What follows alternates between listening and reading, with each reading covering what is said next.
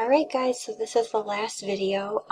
We're going to talk about what KSP values actually tell you, and then we'll be all done with equilibrium. And again, these are honors topics, KSP. So if you have two different compounds that you dissolve in water, and those compounds have the same number of ions in them, that's important. The relationship is the lower the KSP value, the lower the solubility. So when you do all that work to solve for those numbers, that actually tells you something. Now, same number of ions means you have something like AgCl, right, that has two ions in it. You'd want to compare that to something like CaSO4 that also has two ions in it. If they have a different number of ions, you can't just use this easy relationship. Okay. Another thing we can look at is the effect of a common ion on solubility. So we talked about the common ion effect in Le Chatelier's principle. So basically, the common ion decreases the solubility of the slightly soluble ionic compound. It makes it less soluble because if you add that ion, let's write out an example. Lead chromate is a very slightly soluble compound. When it does dissolve, it makes Pb plus 2 and it makes CrO4 minus 2. Okay, now if we take sodium chromate and we add it to this solution, it's going to increase the number of chromate ions that are present.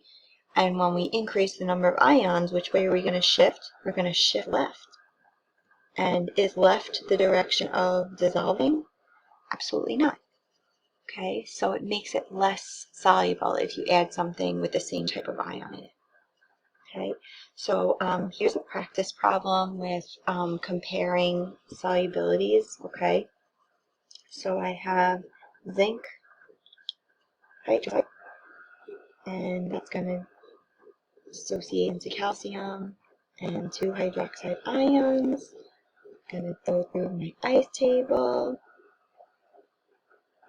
Okay, so I have none to start with because it didn't dissolve yet. Once I add it, it's going to increase the number of ions because it's dissolving.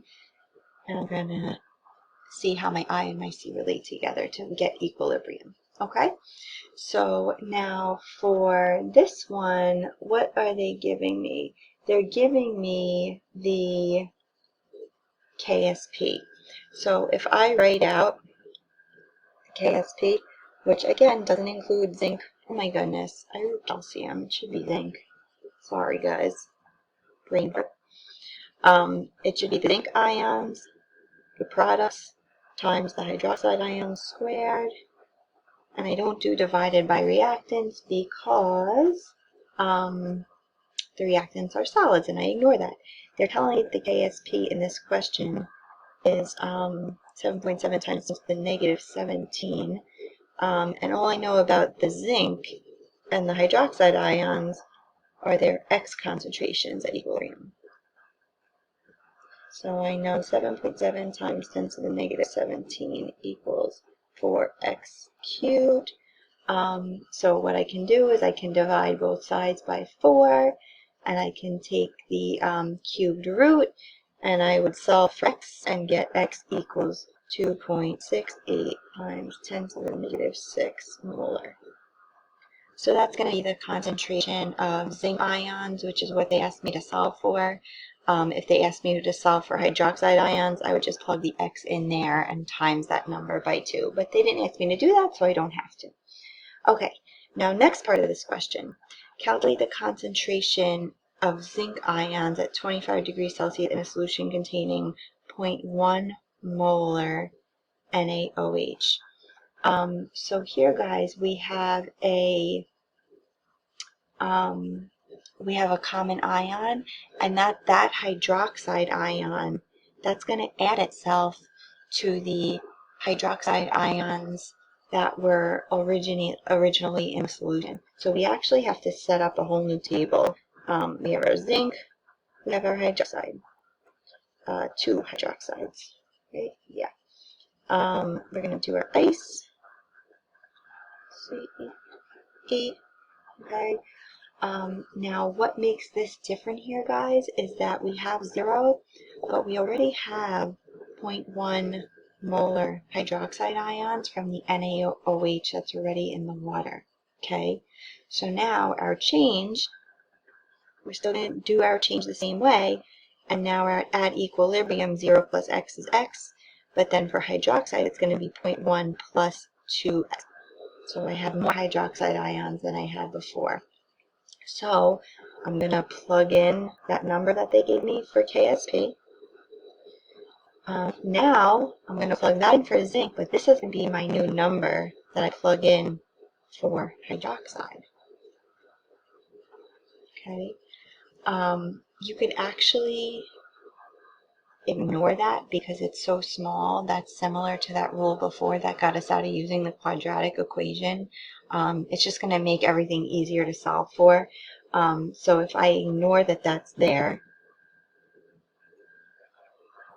x times 0.1 squared. If I ignore that that's there, now it's going to be much easier when I solve for x. I'm going to get 7.7 times 10 to the negative 15 molarity.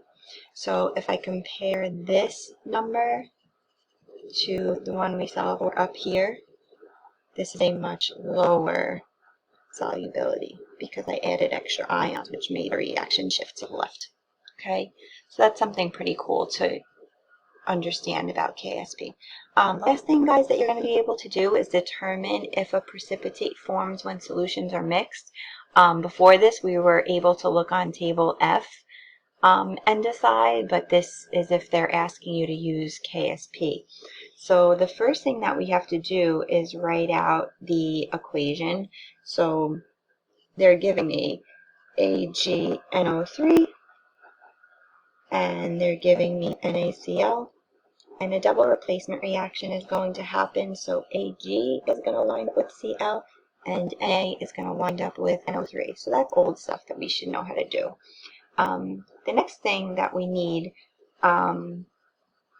is to use the dilution formula to get the new concentration of each ion. So that's that M1V1 equals M2V2 formula.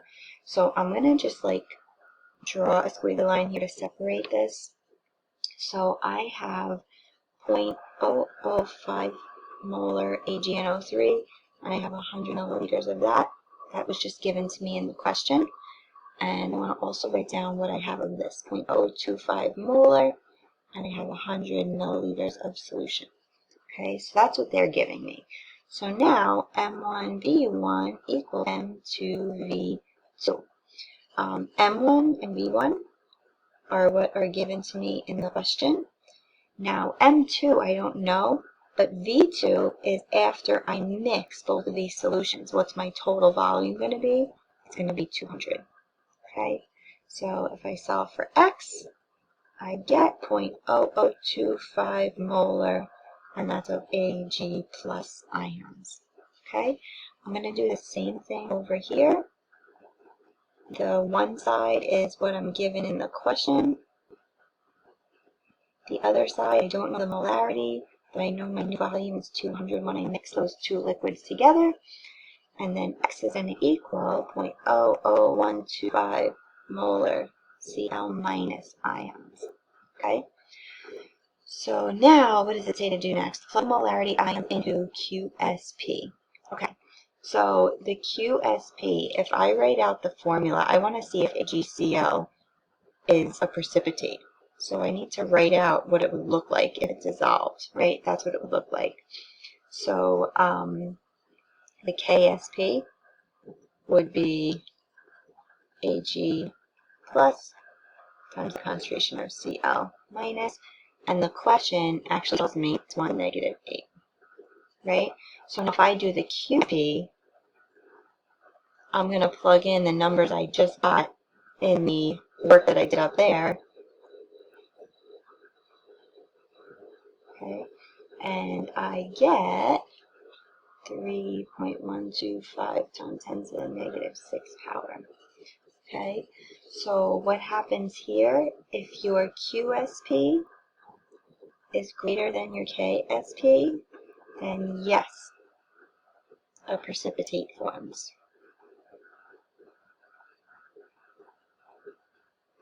So AgCl would be a precipitate. Okay? If it's less than, then no precipitate would form. Okay? So guys, if you take a look at page 11 of the worksheet packet, there's one example like this on there. Okay, I'll see you at Extra Help if you need to come.